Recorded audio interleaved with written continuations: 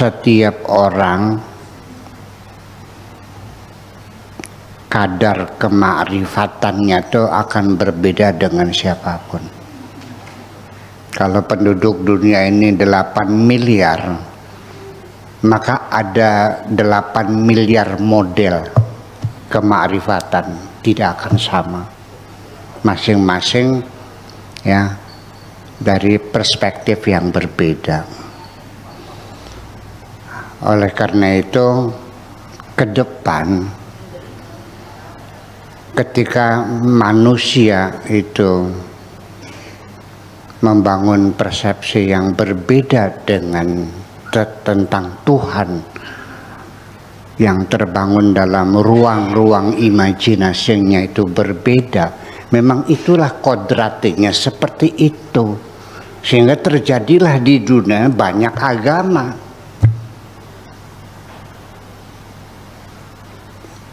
Itu nanti di dalam agama juga akan ada perbedaan persepsi antar sekte dengan sekte yang lain tentang ketuhanan ini sendiri. Nanti sekte sendiri juga ada kino-kino lagi. Di dalam kino ada juga blok-blok lagi dan seterusnya. Dan itulah, jangan berharap bahwa dunia akan sama.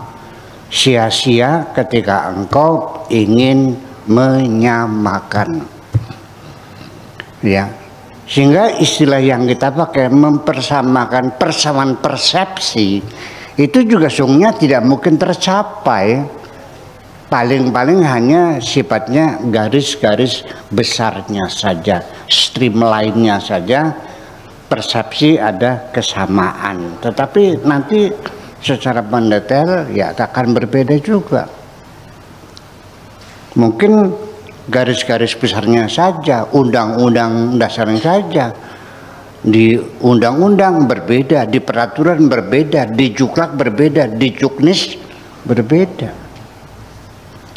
Nah, kalau masalah sholat berbeda itu sudah juknis, perbedaan juknis. Ada yang digoyang-goyang, ada yang lurus saja. Bayangkan, menunjuk saja. Itu ada yang menunjuknya asyhadu, asyhadu. Ada yang asyhadu alla ilaha illallah. Ada yang wa anna Muhammad Rasulullah turun. Ada yang tetap ngacung. Ada yang digoyang-goyang. Itu saja sudah beraneka ragam. Lalu yang kita tanyakan, sebetulnya Nabi sholatnya itu tangannya digoyang-goyang atau lurus saja? Kita ini diperintahkan untuk sholat seperti kanjeng Nabi. Shallu kama ra'aitumuni usalli. Tetapi sampai sekarang kita tidak menemukan petunjuk yang kuat bahwa Nabi sholatnya seperti itu. Jadi semua imam madhab dadak mencari data-data, mencari arsip-arsip, mencari riwayat-riwayat Nabi sholatnya bagaimana. Sehingga kita menjadi berbeda. Pernah saya konfirmasikan kepada Profesor Dr. Quraish Shihab, kenapa sholat kita ini di dalam Al-Quran tidak dijelaskan mendetail sholat seperti apa. Yang menjelaskan itu adalah hadis. Hadis-hadisnya juga hadis-hadis ahad. Hadis orang per orang.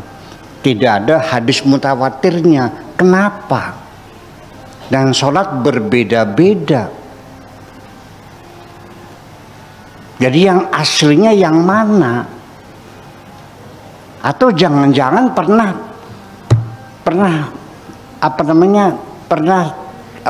stagnan Ada satu zaman umat Islam sudah tidak sholat lagi, sehingga ketika mau menelusuri bagaimana Nabi sholatnya, hasilnya berbeda-beda. Dengan hasil yang berbeda-beda itu menunjukkan mereka sama-sama menduga dan tidak ada kepastian. Betul nggak? Nyenggol istri batal nggak wudunya? Kata Syafi'i. Kata Maliki tidak batal. Kata Hambali tergantung, kalau ada syahwatnya batal, kalau tidak ada syahwatnya tidak batal. Yang benar mana? Atau benar semua? Mungkinkah kebenaran itu banyak? Atau hanya satu kebenaran itu? Nah, akhirnya kata Bapak Quraisy Shihab, kana Rasulullah yatanawwa'u fi sholatihi, bahwa Nabi itu sholatnya bervariasi. Nanti asyhadu an la ilaha illallah, nanti baca Fatihahnya ada basmalahnya, nanti kadang-kadang baca Fatihahnya tanpa basmalah langsung alhamdulillahirabbil alamin. Ya sudah, kalau begitu saya nggak bantah. Ya udah, kalau begitu saya karena disuruh sholat kayak Nabi, maka saya sholatnya seperti Nabi, beraneka ragam, bervariasi.